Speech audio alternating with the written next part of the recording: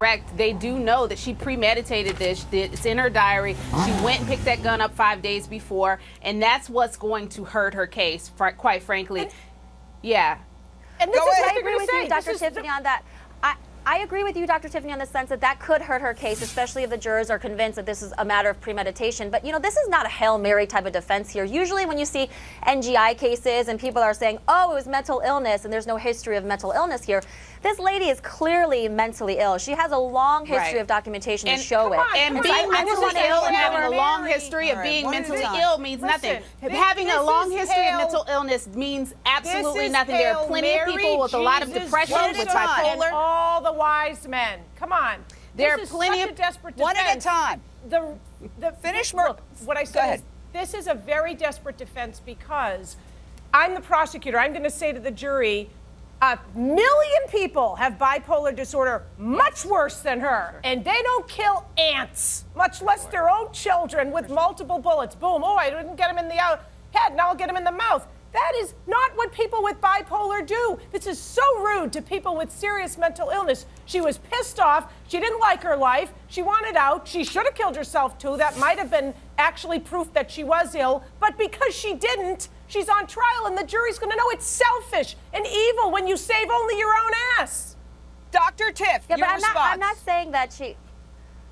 Jane, I'm not saying that she has, that it's just her mental bipolar disorder that caused her to do this, but we don't know. What if she had a history of homicidal or suicidal thoughts or ideations throughout her mental history documentation? I mean, we don't know that at this point in time. Actually, we do know that. She's Actually, we do know that. Innocent, Dr. Tiff, we do know that. We do know that she did have a history of homicidal and suicidal ideations, and throughout her journal, that's what she narrated. The battle of experts. Yeah, well, it's always a battle of experts. A battle of the experts. But honestly, Jane, if you think about it, it's not just about, like you said before, it's not just about whether she was bipolar or not. It's the combination of substance abuse, drug abuse, that combined with her bipolar, whether she was on medications. And I think that's really what it's going to come down to at the end of the day as to whether the jury buys her argument or doesn't. Yeah, I mean, you can be bipolar. It doesn't mean you don't know right from wrong. You could be on a lot of medications. You're drugged out. Maybe you're in a blackout. But this wasn't a... On my love for Columbus Short, first and foremost, you do not go to another woman's home. That was where she was wrong right there. I don't condone violence, but anything can happen if you come to my house and walk in like you bold. Now, maybe she deserved to get beat up like that. And secondly, Columbus Short obviously set this whole thing up because he's videotaping and he's like a referee. Are you good? Are you good? I would have got up and smacked him in the face right after. So it's all Columbus Short's fault. And I don't blame his wife for smacking her. Don't you come to my home. Who are you?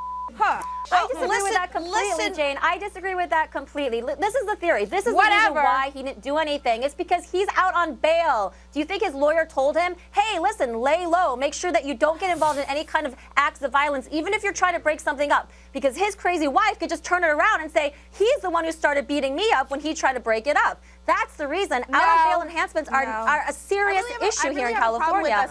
I don't think it was staged at all. All right, one at a time, ladies. Let's go to Zerlina, and then we'll go to Kendra. Go ahead, Zerlina. What? Did you see that video? I have a problem. Excuse me. I have a problem with painting his wife as crazy simply because we see a portion of a video where she's having a fight. Now, no one should be hitting anyone, but I think that the problem here is that a victim of domestic violence does not have to be a perfect person in order to receive our empathy and our sympathy. It's a very serious crime, and she doesn't need to be an angel in order to get empathy. And she could actually get in a fight, in a separate fight, independent of the domestic violence incident, and that is still serious. Well, the bottom line here is he put a knife to her throat, and that is very serious. It shows that she has a propensity for violence. Okay, and that's something that the defense attorney's going to have a field day with. Dr. Tiff, I got to ask you. Absolutely, I think he's confusing the show Scandal with his real life because he says things like, it's fixed, it's handled. Now he's like, I just saved your life.